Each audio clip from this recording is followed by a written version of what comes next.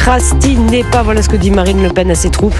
Elle leur demande de se préparer à tout, y compris à la dissolution. Marine Le Pen, donc vous n'avez pas l'air convaincu. Non, je ne partage pas les idées du Rassemblement national, mais ne procrastinez pas. Elle a raison, ça vaut pour tout le monde. Ouais, ça vaut pour tout le monde. Ça, non, mais ça, c'est une certitude. Elle pense que le bloc central est complètement dissous, qu'il n'écoute plus aucune direction, que ça ne va pas pouvoir tenir longtemps, qu'Emmanuel Macron. Il n'y a plus de majorité présidentielle. Voilà, mais va être contraint de dissoudre. Je suis pas si sûre, parce que comme le budget c'est en septembre-octobre, moi je pense qu'on peut tenir jusqu'au budget en réalité, parce que là on a vu sur les retraites, il a fait un discours, je parle de M. Bayrou, donc le Premier ministre a fait un discours peu audible, où il nous explique les objectifs, où il nous explique qu'il joue la montre et qu'il ne se passera rien. Donc avec cette stratégie qui consiste à dire je ne fais rien et je reste en place, je pense qu'il peut tenir septembre-octobre et non pas... parce que là Emmanuel Macron va bientôt, techniquement il peut dissoudre à partir juillet. Donc, il peut dissoudre à partir du 8 juillet. Oui, voilà, c'est ça. Dissoudre à partir du 8 juillet.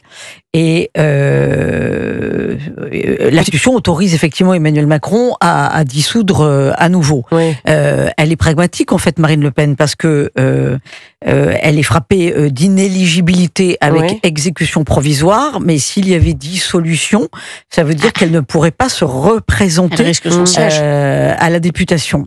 Donc, son intérêt, ce n'est pas effectivement de faire tomber le gouvernement Bayrou tout de suite avec une motion de censure. On a vu d'ailleurs que cette semaine, elle a dit halte là à ses troupes, on reste calme. Son intérêt, c'est effectivement d'attendre le vote du budget. Le budget, il est examiné à l'automne.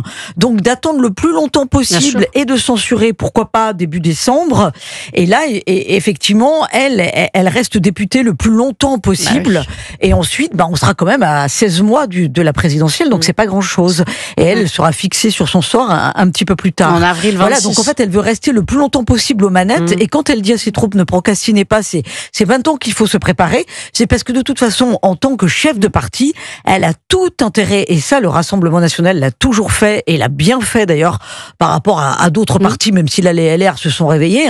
Et c'est normal, puisque maintenant, ils ont un chef avec Bruno Retailleau. Mais avant, c'était un petit peu plus compliqué. Mais elle a toujours fait en sorte, et c'est normal, de galvaniser les militants. Quand vous avez des militants dans un parti, il faut les occuper, il faut les mobiliser. C'est quand même le cœur de la politique. C'est pas quelque chose de très cérébral, la politique. Ça saurait. Non, mais c'est vrai, c'est pas très cérébral. C'est de la tactique, c'est de la stratégie permanente. Mais non, mais c'est pas ça, c'est envoyer les militants sur le terrain, tracter sur le marché, les places des marchés les dimanches. Donc en fait, il faut toujours être dans le combat. Il faut toujours être dans le combat d'après. Donc, parce que sinon, si les militants se tournent les pouces et que vous leur dites on va gagner en 2027 sans rien faire, que ce soit moi ou Jordan Bardella, c'est pas très amusant, c'est pas très galvanisant. Non, mais vous ne croyez pas à la dissolution? Si, mais pas tout de suite. Je pense que c'est possible en fin d'année, parce qu'en plus, ce système est tellement paralysé que tout est possible. Honnêtement, tout est possible. Mais vous voyez, l'an dernier, en août, on se disait, finalement, tous les nouveaux députés vont rester en place 1 an. On pensait vraiment que c'était juillet. Il y a encore 6 mois, on se disait juillet, dissolution. Et François Bayrou, finalement, il reste beaucoup plus longtemps que prévu.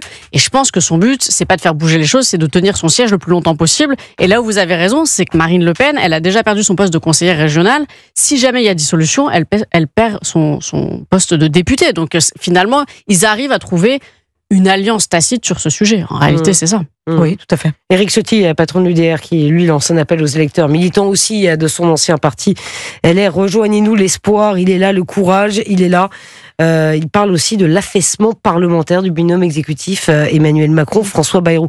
On sent que ça frémit un petit peu ce week-end. Oui, mais il y a Bruno Retailleau qui est à la tête des LR, et ça va donner, vous le disiez à juste titre, ça va donner un nouveau souffle. Ça donne un coup de fouet même à l'alliance Éric Ciotti, Marine Le Pen, Jordan Bardella, parce que les LR ont un chef.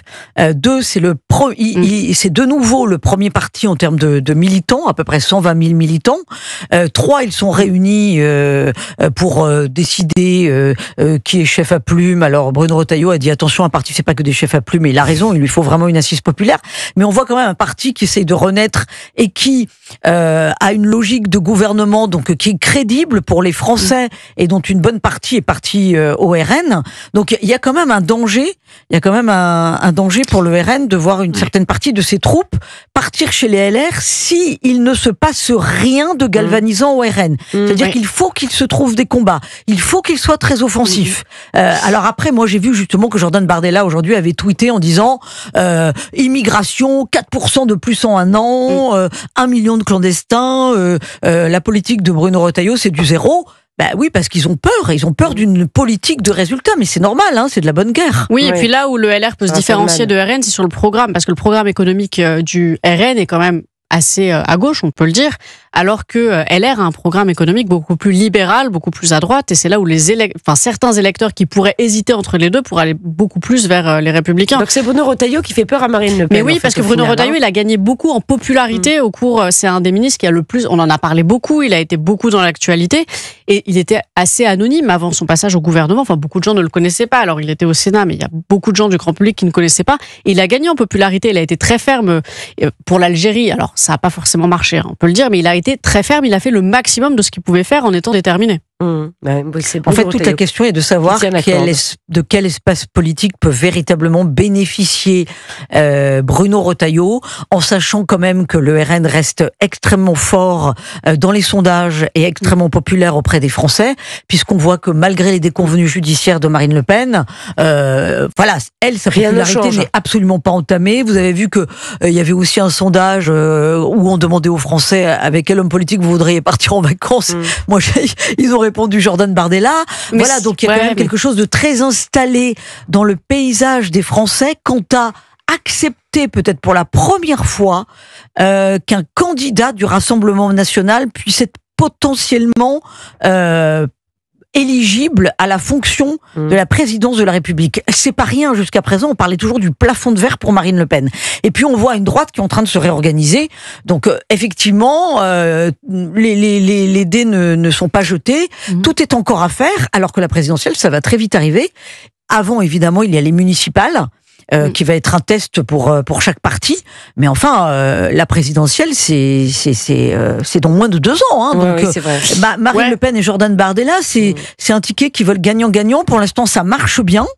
Et donc il faut voir vraiment, il y a une épreuve de vérité pour les LR, c'est quel véritable espace politique les Français leur réservent. Oui, il faut voir aussi quelle sera l'issue, parce que là vous parlez des conséquences de la condamnation en première instance de Marine Le Pen sur l'opinion publique. Vous dites, et ça j'entends, que dans les sondages ça n'avait pas eu beaucoup de répercussions, mais il faut voir ce que ça donne ensuite, parce que admettons, si Jordan Bardella gagne, qu'est-ce qu'elle va faire? Elle va pas aller à Matignon avec un bracelet. Enfin. Ah non, mais tout à fait. Non, mais attendez, il y a plein de questions ouvertes. On n'est pas Madame Irma, donc on n'a pas toutes les réponses. Mais après, moi, j'en sais rien. mais je pense que la condamnation aura aussi des conséquences, et c'est pour ça qu'elle a été avancée dans le calendrier. Merci beaucoup. S'il y a condamnation ou pas. Bah oui, merci. Oui, nous suivrons ça. Merci beaucoup, Sarah Salman, Véronique Jacquet, d'avoir été dans ce studio ce soir.